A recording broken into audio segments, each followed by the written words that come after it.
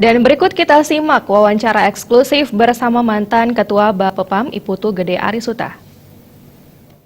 TV, saat ini saya sedang berada di Arisuta Center di Jakarta dan tepatnya sedang bersama dengan ketuanya langsung, yaitu Bapak Dr. Iputu Gede Arisuta.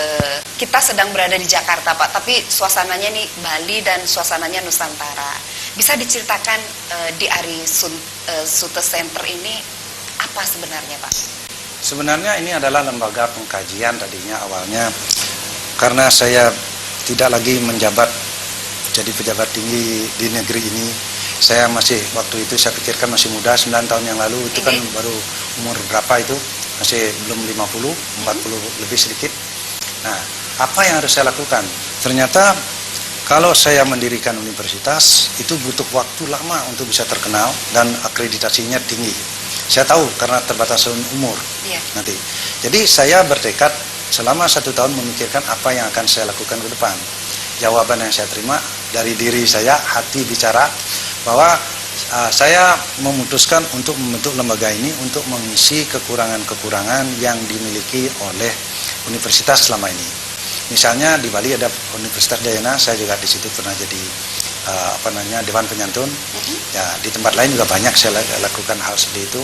Nah, saya lihat bahwa kalau kita membeli atau membangun universitas, itu yang akan butuh waktu panjang untuk merekrut, untuk membangun sistemnya, gitu kan, perangkatnya, ya, yang soft skill dan lain sebagainya, semua itu perlu waktu puluhan tahun.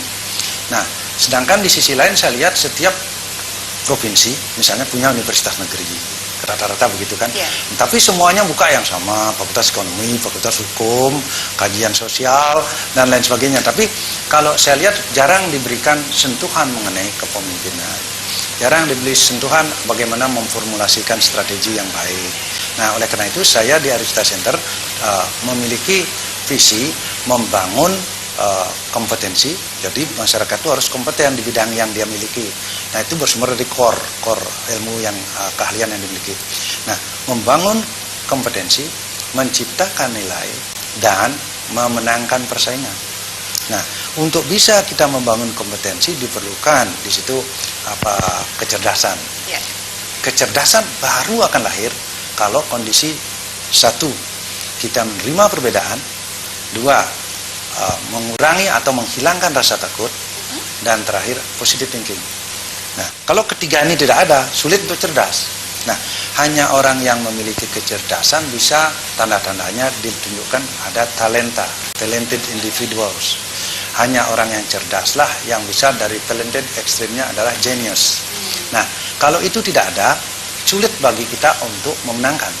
Nah, oleh karena itu, karena tujuannya ada membangun kompetensi, terus kemudian menciptakan nilai.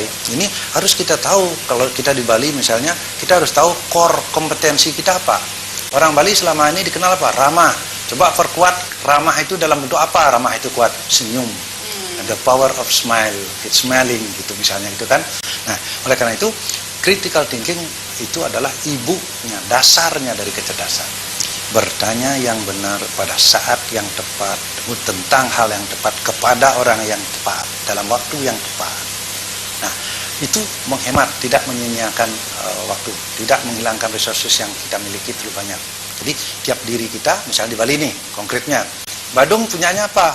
Hotel banyak, punyanya airport. Nah, Tabanan apa? Harus punya core juga, pertanian. Singaraja punya apa? Gianyar punya apa? Kesenian juga, ya kan gitu. Jadi kekuatan-kekuatan masing-masing itu harus dipadukan. Jangan semuanya bikin airport. Coba tiap kecamatan bikin airport bagaimana? Repot juga. Repot. Nah, PLN misalnya, kok satu aja cukup PLN. Maksudnya tiap kabupaten bikin tiang listrik semua, nggak bisa. Jadi mengenali potensi core dasarnya itu harus tuh. Nah, kemudian kenapa saya itu tadi mendalami kecerdasan? Nah, kalau sudah genius, baru ada kompetensi. Kompetensi itu adalah mampu menjawab semua persoalan secara keahlian. Kita adalah ahli manajemen, harus bisa menjawab fenomena manajemen yang ada, harus bisa menghubungkan gitu antara yang membutuhkan dengan yang dibutuhkan gitu. Nah, dari kompetensi baru lahir maturity. Nah, kedewasaan. Iya. Dari kedewasaan ini akan lahir kebijaksanaan. Nah, kebijaksanaan itu akan menjadi tempat duduk mulia lahirnya kebahagiaan. Menarik sekali ini Pak. Ini yang terlibat berarti kalau tadi kami perhatikan itu yang terlibat ini kan dari beragam suku, pun nuansanya sangat Nusantara. Berarti yang ada di Arisute Center ini sendiri siapa Pak? Karena kita mengumpulkan orang-orang yang menghargai perbedaan. Tidak sekalipun kita pernah membicarakan hal-hal yang egosentris negatif gitu. Karena kalau pikiran kita negatif tidak akan lahir kecerdasan. Kalau pikiran kita ketakutan, orang pintar menjadi bodoh. Orang pintar saja menjadi bodoh. Kalau takut. Jadi jangan pernah menakut-nakuti anak, jangan pernah membentak-bentak anak. Nah, orang yang dimarahin secara konsisten akan melahirkan pendengki muda. Tuh, jadi makanya 3 itu. Nah, oleh karena itu Arisute Center memfokus pada itu. Misalnya saya diundang mengenai kepemimpinan, misalnya di Singapura, di Nanyang atau di mana gitu. Jadi saya keliling-keliling seminar, itu ada dari Jogja, dari rektornya tadi juga datang, dan di Bali juga, nah dimanapun, karena saya tidak ingin dibatasi oleh asal-usul. Dalam berbuat itu, saya punya keyakinan apa yang kita miliki. Ini Arisute Center, kalau ada orang yang sedih tak bayar, entah sekasih aja buku, mau nyari apa sekarang, mau ilmu apa gitu. Nah, kalau kita tidak mau memahami itu, kita carikan. Gitu. Nah, makanya kita bergerak sebagai agent of intelligence, jadi agen kecerdasan. Tidak harus saya jadi Pak Wiranto untuk mendapat ilmu Pak Wiranto. Enggak. Pak Wiranto aja ke sini. Nah, saya belum pernah bayar pembicaraan dengan beliau itu semua. Jadi artinya ilmu Pak Wiranto dialirkan lewat Arisute Center kepada banyak orang. Nah, itu termasuk buku. Memediasi itu ya. Pak ya. Baik, berbicara tentang Bali ini Pak. Bapak melihat Bali di 2016 seperti apa dan PR Bali di 2017, perhatian itu harusnya bagaimana Pak membangun Bali ini agar lebih mungkin terlibat semua pihak atau bagaimana? Jadi kalau menurut saya perubahan harus dilakukan. Satu-satunya jalan yang paling objektif melakukan perubahan memang harus punya pemimpin yang bisa menjadi pelopor perubahan. Kedua, harus rakyat ini dididik. Nah, yang mendidik ini harus mempunyai arahan juga. Bali ini karena kecil, rakyat itu harus diberikan wawasan bahwa yang datang ke Bali itu dunia. Bagaimana kalau dunia itu kehilangan rasa Bali? Nah, itu cek lagi core-nya. Bali itu core-nya apa? Integritas. Core-nya apa? Kesopanan. Core-nya apa? Di DNA-nya ada apa? Oh, dia bersenyum terus, hello sir. Di mana nyari dunia gitu nggak ada. Langsung tarian sedikit, senyum, lagu gitu kan. Jadi orang belum ada yang marah dan membunuh penyanyi. Nah, kecuali satu itu siapa namanya? John Lennon.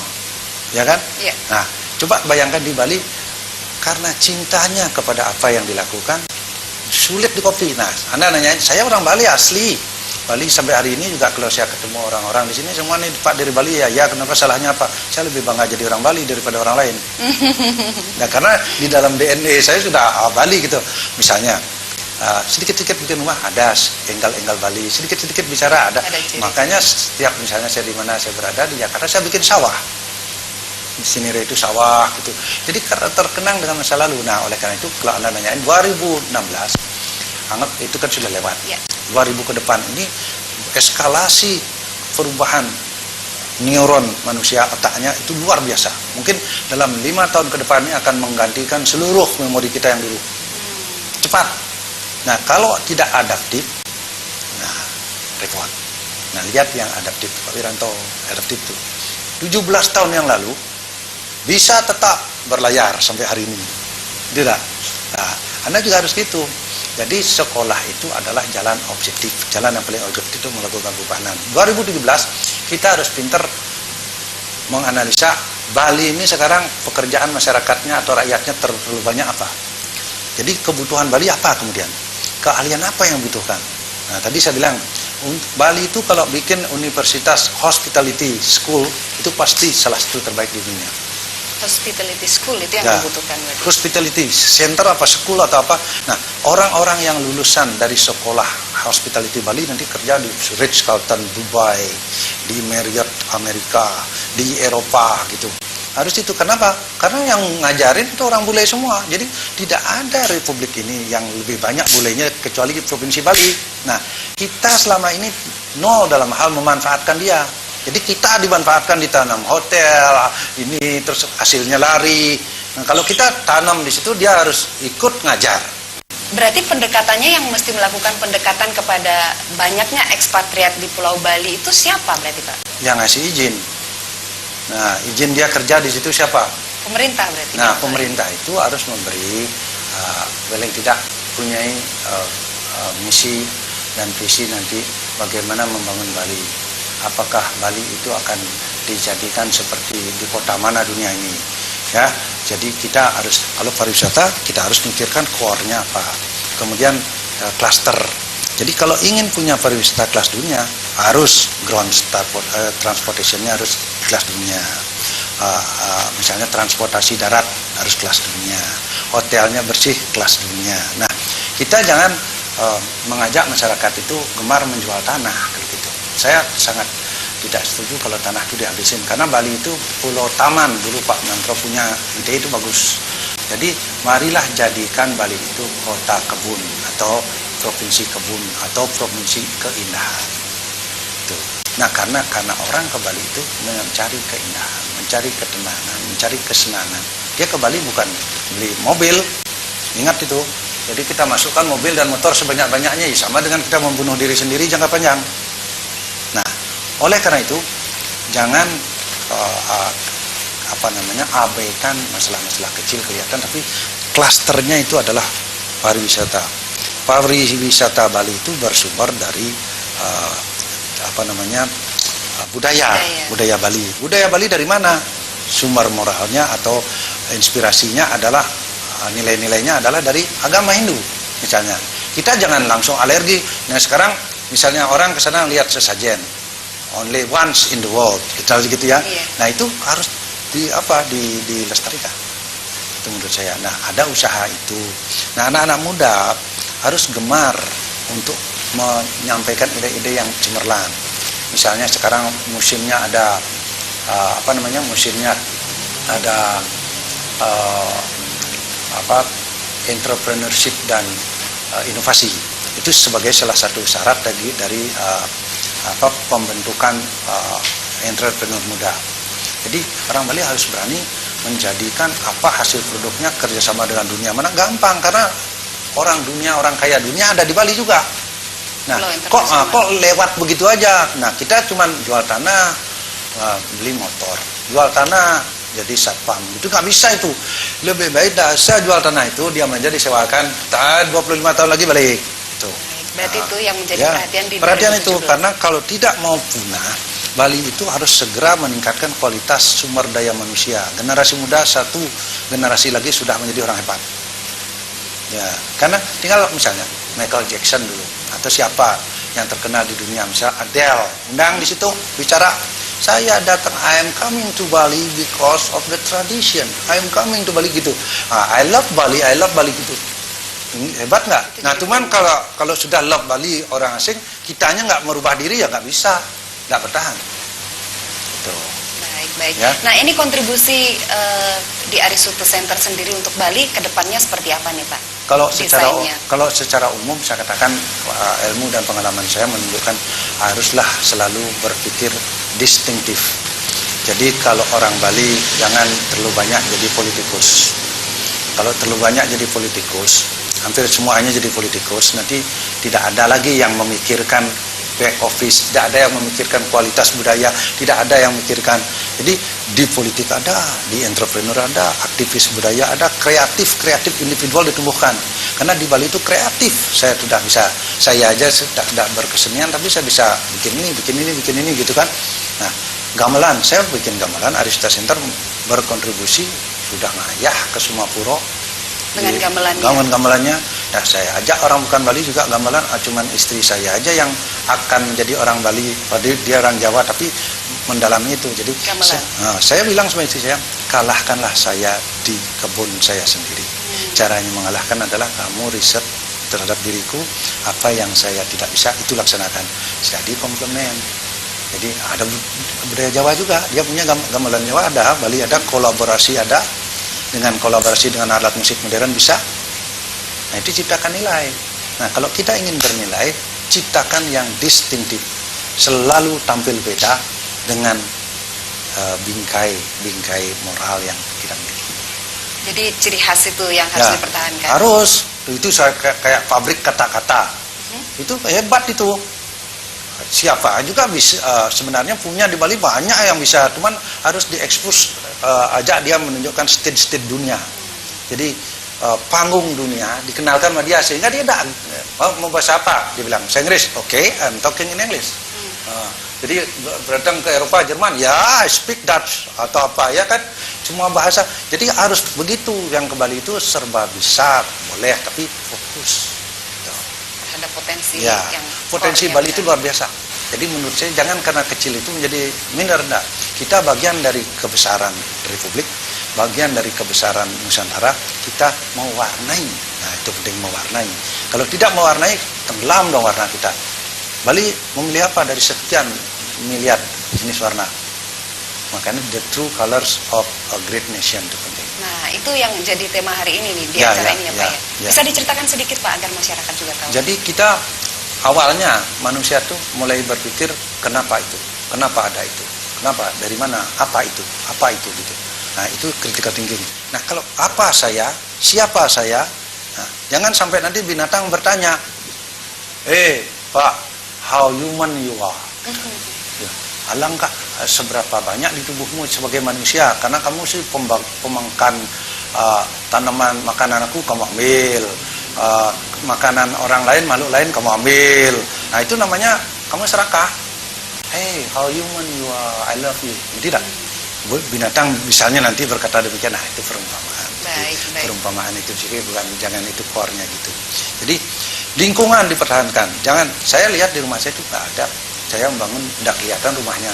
Biar jelek rumah saya nggak apa-apa juga, kayu-kayu saya bikin karena cinta pada lingkungan gitu. Cinta lingkungan. Ya. Baik, Pak Arisuta, ada yang mau ditambahkan mungkin untuk masyarakat Bali dan masyarakat Indonesia secara umum untuk bekal 2017? 2017 ini adalah kebangkitan dari semua kita manusia di muka bumi, dari yang tidak membaca menjadi beramai-ramai membaca. Jadi yang belum mendengar sekarang banyak mendengar. Jadi musik seluruh dunia sudah bisa kita dengarin, TV seluruh dunia bisa kita dengarin. Alangkah sibuknya sudah otak kita itu. Nah, harus ada pemimpin yang mengantarkan, yang men-train atau menjaga, jangan sampai kebablasan. Nah, kita cc-nya 70 cc, mau ngalahin mobil 2600 cc ya jangan. Kita bila perlu, kalau belum dapat pohon beringin, rumput pun dipegang. Sampai nanti kita itu bisa bersahabat sama beringin.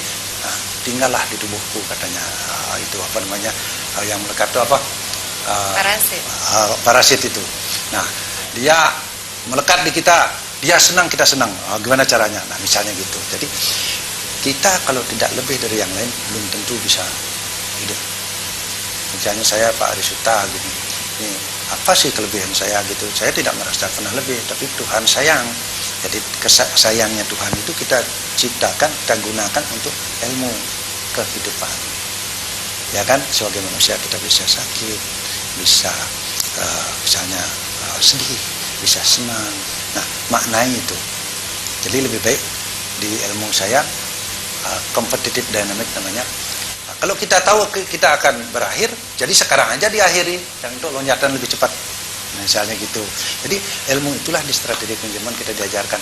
Perbanyak semua disiplin ilmu dengan strategic manajemen sehingga alokasi energi, sources atau resources itu tidak sia-sia. Saya punya begini, ini yang saya bikin. Saya nggak mau bikin universitas. Mungkin kalau saya bikin universitas, umur saya nanti 105, belum tentu 105 juga tercapai misalnya gitu. Baru akan dikenal universitasnya.